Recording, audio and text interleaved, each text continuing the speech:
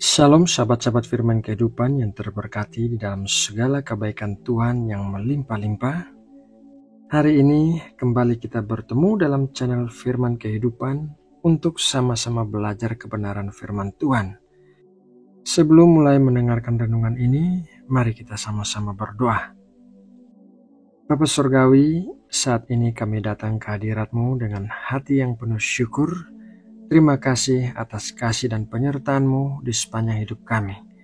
Terima kasih karena Engkau telah mengumpulkan kami di tempat ini untuk merenungkan firman-Mu. Buka hati dan pikiran kami ya Tuhan, agar kami dapat memahami setiap kata yang Engkau sampaikan, dan singkirkanlah segala hal yang dapat mengganggu konsentrasi kami.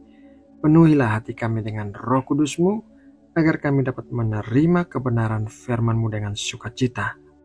Biarlah renungan ini tidak hanya menjadi pengetahuan di kepala kami, tetapi juga menjadi kekuatan yang mengubahkan hidup kami. Berfirmanlah ya Tuhan, sebab kami siap untuk mendengar. Dalam nama Tuhan Yesus Kristus, kami berdoa. Amin. Sahabat firman kehidupan yang dikasihi Allah, hari ini kita akan merenungkan sebuah ayat Alkitab yang luar biasa, yaitu 1 Petrus 3 ayat 17. Mari kita baca bersama-sama apa yang dikatakan firman Tuhan dalam 1 Petrus 3 ayat 17. Sebab lebih baik menderita karena berbuat baik, jika hal itu dikehendaki Allah, daripada menderita karena berbuat jahat. Ayat ini seolah-olah menantang logika dunia. Dunia seringkali mengajarkan kita untuk menghindari penderitaan, mencari kenyamanan, dan melakukan apapun demi kepentingan diri sendiri. Namun Rasul Petrus membawa kita pada perspektif yang berbeda. Ia menegaskan lebih baik menderita karena berbuat baik daripada menderita karena berbuat jahat. Pernyataan ini bukan ajakan untuk mencari penderitaan, melainkan sebuah pengingat akan prioritas hidup kita sebagai orang percaya. Penderitaan adalah bagian dari kehidupan. Itu tidak bisa kita hindari sepenuhnya. Namun yang membedakan adalah alasannya.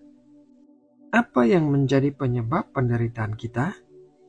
Apakah karena kita membela kebenaran, menolong orang lain, atau menjalankan firman Tuhan? Atau sebaliknya, apakah karena kita berlaku tidak jujur, menyakiti sesama, atau melakukan hal-hal yang tidak berkenan di mata Tuhan?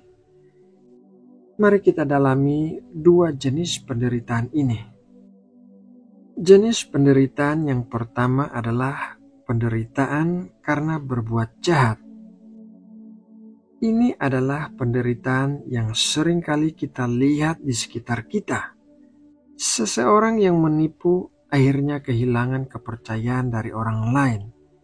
Seseorang yang menyebarkan fitnah akhirnya dikucilkan. Seseorang yang mencuri akhirnya harus mendekam di penjara. Penderitaan jenis ini adalah konsekuensi logis dari perbuatan kita yang salah. Alkitab dengan jelas mengajarkan dalam Galatia 6 ayat 7 demikian. Jangan sesat, Allah tidak membiarkan dirinya dipermainkan, karena apa yang ditabur orang, itu juga yang akan dituainya. Penderitaan karena berbuat jahat tidak membawa kemuliaan bagi Allah, tetapi sebaliknya, penderitaan itu membawa penyesalan, aib, dan terkadang penghukuman. Penderitaan ini adalah beban yang berat yang tidak hanya dirasakan oleh pelakunya, tetapi juga seringkali oleh orang-orang di sekitarnya. Ini adalah penderitaan yang kita tahu harusnya bisa kita hindari. Penderitaan jenis ini hanya akan menjauhkan kita dari damai sejahtera Allah. Jenis penderitaan yang kedua adalah penderitaan karena berbuat baik. Sekarang mari kita lihat sisi yang lain. Rasul Petrus mengatakan lebih baik menderita karena berbuat baik. Ini bukan penderitaan yang kita cari, melainkan penderitaan yang datang karena kita setia kepada Kristus. Penderitaan ini bisa datang dalam berbagai bentuk. Diejek karena mempertahankan iman, dicemooh karena menolak bergosip, atau dikucilkan karena tidak mau ikut-ikutan melakukan hal yang salah. Penderitaan jenis ini terasa berat, bahkan mungkin lebih berat daripada penderitaan karena berbuat jahat, karena seringkali kita merasa tidak adil. Mengapa saya yang berbuat benar justru yang harus menderita? Namun disinilah letak perbedaan yang mendasar. Penderitaan ini adalah saksi bagi dunia. Ketika kita tetap teguh dan bersabar dalam menghadapi penderitaan karena kebaikan, kita sedang menunjukkan kekuatan Kristus yang bekerja dalam hidup kita. Penderitaan karena berbuat baik membawa kemuliaan bagi Allah. Di tengah kesakitan dan ketidaknyamanan, hati kita justru semakin dekat dengan Tuhan. Kita belajar untuk bersandar sepenuhnya padanya karena kita tahu kekuatan kita sendiri tidak cukup. Penderitaan ini mengasah iman kita, memurnikan karakter kita, dan membentuk kita menjadi pribadi yang lebih serupa dengan Kristus. Rasul Petrus mengingatkan kita tentang teladan terbesar, yaitu Tuhan Yesus Kristus. Kristus menderita bahkan sampai mati di kayu salib, bukan karena ia berbuat jahat, melainkan karena ia berbuat kebaikan yang paling mulia, yaitu menyelamatkan kita dari dosa. Dia menderita karena kasih, bukan karena kesalahan. Ketika kita menderita karena berbuat baik, kita sedang berbagi dalam penderitaan Kristus. Ini adalah suatu kehormatan yang luar biasa. Rasul Paulus bahkan mengatakan demikian dalam Filipi 3 ayat 10. Yang ku kehendaki ialah mengenal Dia dan kuasa kebangkitannya dan persekutuan dalam penderitaannya, di mana aku menjadi serupa dengan Dia dalam kematiannya. Setiap hari kita dihadapkan pada pilihan. Apakah kita akan memilih jalan yang mudah, yang mungkin bertentangan dengan firman Tuhan, demi menghindari penderitaan? Atau apakah kita akan memilih untuk tetap berbuat baik sekalipun kita tahu ada resiko penderitaan di baliknya? Rasul Petrus meyakinkan kita bahwa jika penderitaan itu memang dikehendaki Allah, maka penderitaan itu akan mendatangkan kebaikan. Allah tidak pernah membiarkan penderitaan anak-anaknya sia-sia.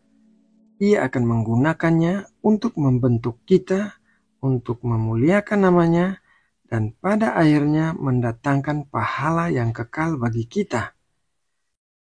Jadi, saudara-saudari yang terkasih, marilah kita memilih jalan yang benar.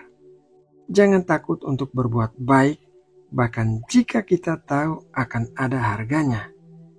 Percayalah bahwa penderitaan karena berbuat baik jauh lebih berharga daripada penderitaan karena berbuat jahat.